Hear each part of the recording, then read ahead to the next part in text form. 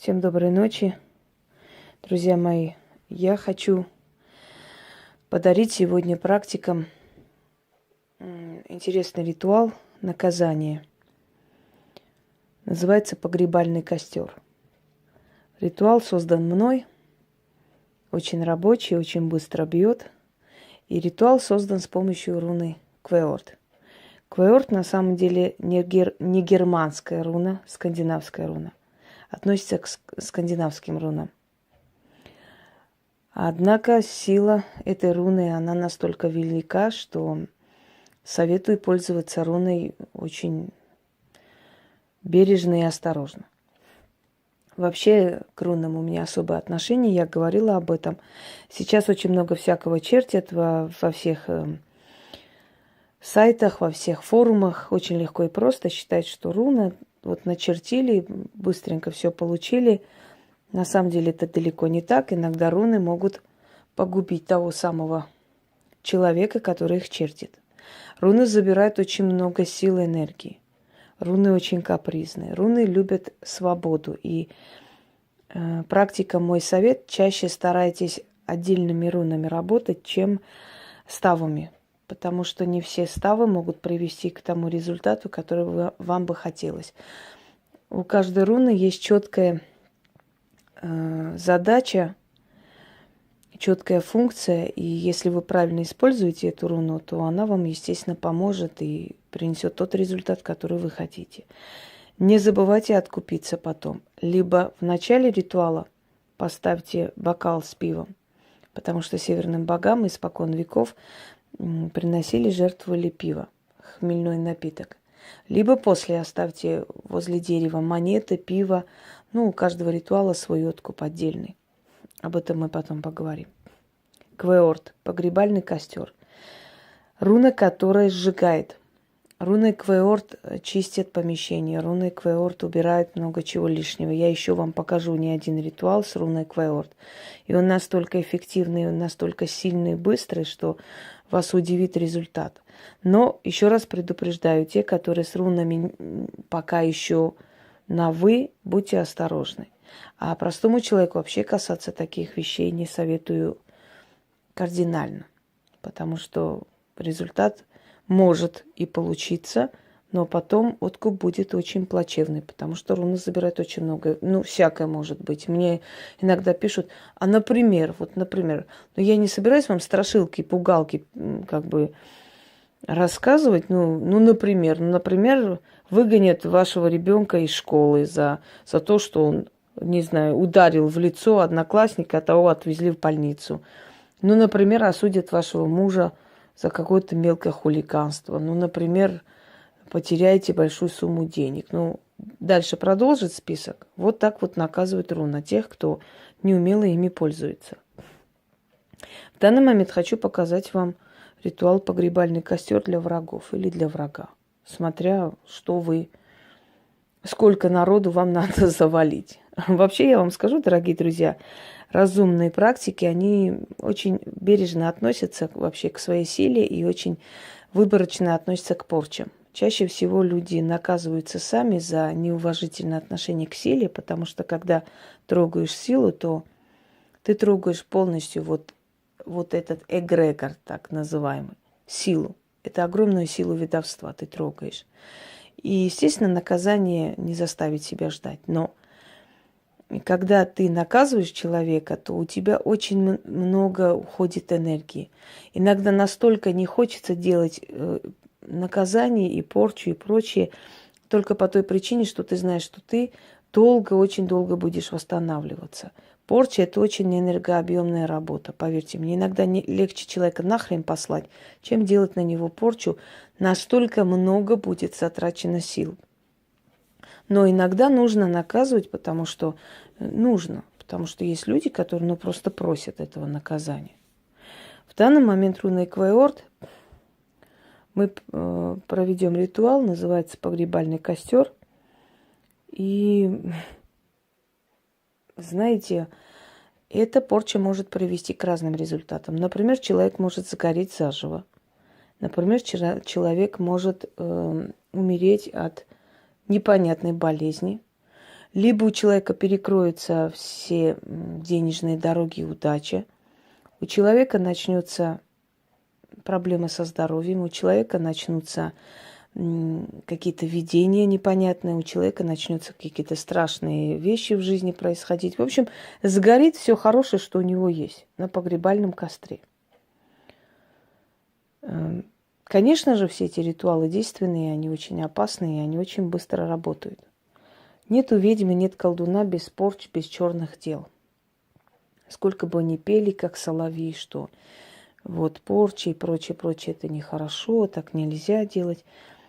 Еще раз повторяюсь, что нас нужно довести, и это нужно заслуживать.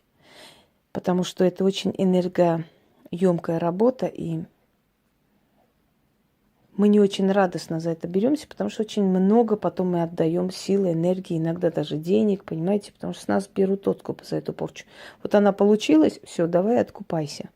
Много всякого, да, какие-то возникают проблемы из ниоткуда, приходится решать. Именно потому, что мы затронули темную сторону ремесла. И, естественно, эти силы пришли, им надо отдать что-то взамен на то, что они исполнили то, что ты просила. В данный момент я проведу ритуал над одним человеком, одной особой. Вы знаете, так интересно, когда друг за другом дохнут и кричат, орут, что нет, это не порча, это что-то другое, это не имеет отношения к этому всему. Ну, наверное, в их представлении порча – это такой мужик с кувалдой, который ходит и дает по башке. Специально, когда придет такой мужик, да, значит, это порча. А все остальное это так вообще другое, это нечто такое, это случайность, это так не имеет к этому отношения. Ну, конечно.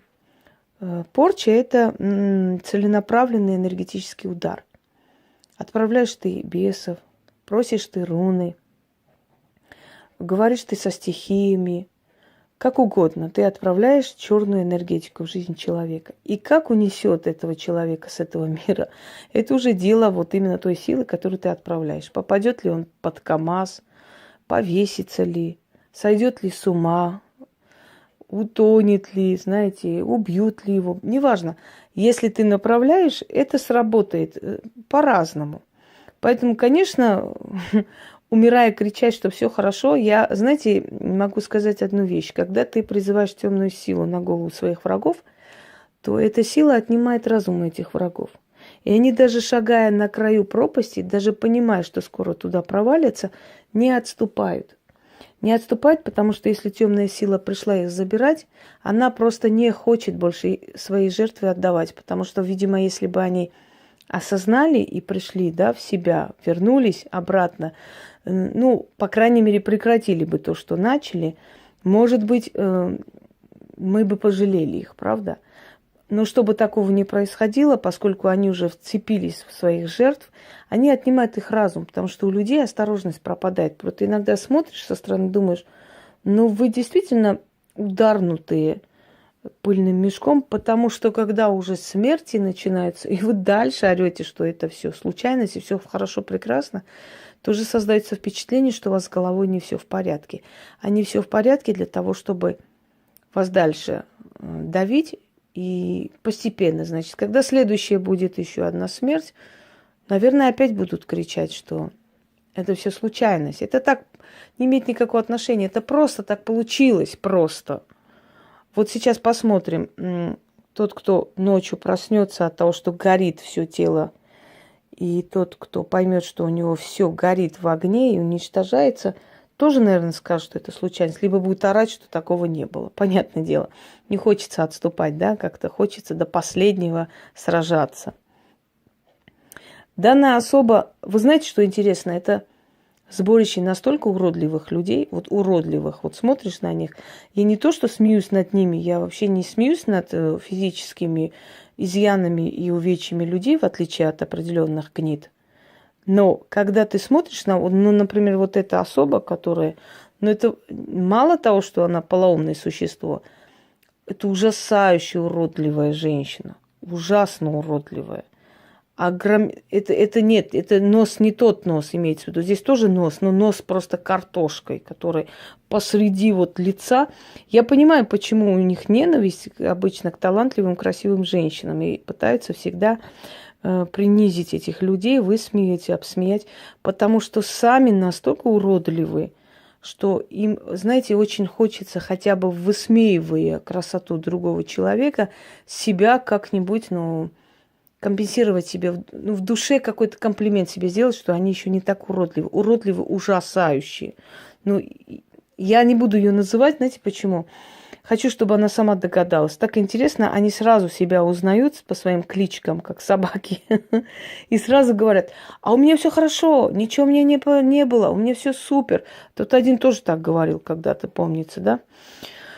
Эх, улыбается теперь, как живой, с картины. Со стены. Вот.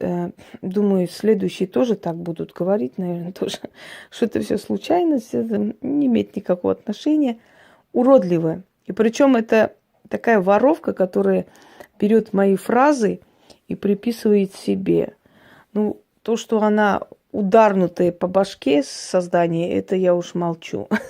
Это не дай бог так вот позориться никому, конечно. Да ладно. Видимо, в их городе все такие, слегка с приветом. Итак, начнем. Перед вами Морриган, поскольку она богиня войны, колдовства, она агрессивная сила. Поэтому как раз то, что нам нужно. Рисуем с двух сторон фотографии руну Квеорт. Берем восковую свечу, рисуем руну Квеорт.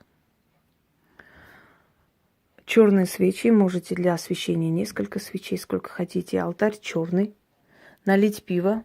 Желательно возьмите кристаллы, потому что кристаллы как бы напоминают лед и север, северных богов, их силу.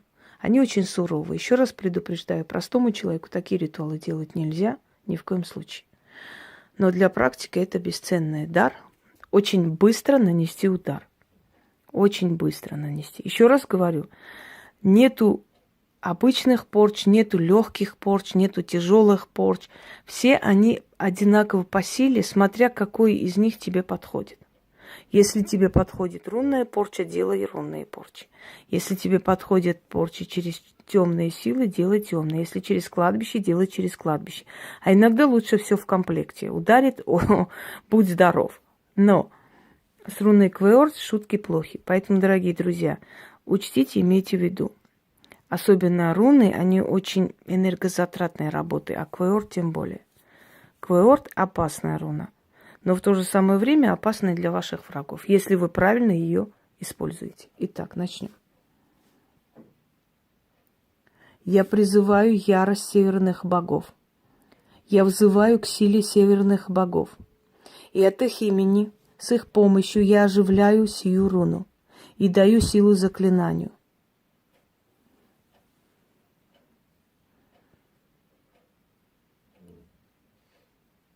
Так.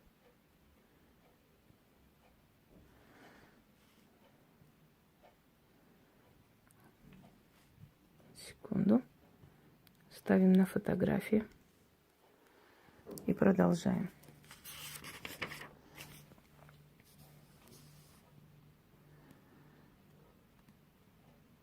Да пылает костер погребальный руны Квеорт. О, Квеорт, я оживляю тебя и заклинаю мне помочь. О, костер погребальной руны Квеорт, я сжигаю с твоей помощью жизнь, тело и силу ее. Я сжигаю всю душу, я сжигаю здоровье, я сжигаю покой и разум, я сжигаю удачу. Сгори ты с помощью руны Квеорт, с мощью ее и с ее силой. Сгори ты в погребальном костре. Сгори твое тело, твоя душа, твоя удача, твой разум. Отправляйся на погребальный костер. Силой северных богов да исполнится сказанное. Да будет так. Читаем 6 раз Я прочитала один раз. Когда я отключу камеру, я продолжу. А вам я дарю наказание ваших врагов с помощью руны Квеорт, то есть погребального костра. И что случится с этим человеком, узнаем потом. Конечно, если они будут кричать, что у них все хорошо, мы поверим им на слово до того момента, пока в честь них не будет снято видео в память об ушедшем друге. Всем удачи!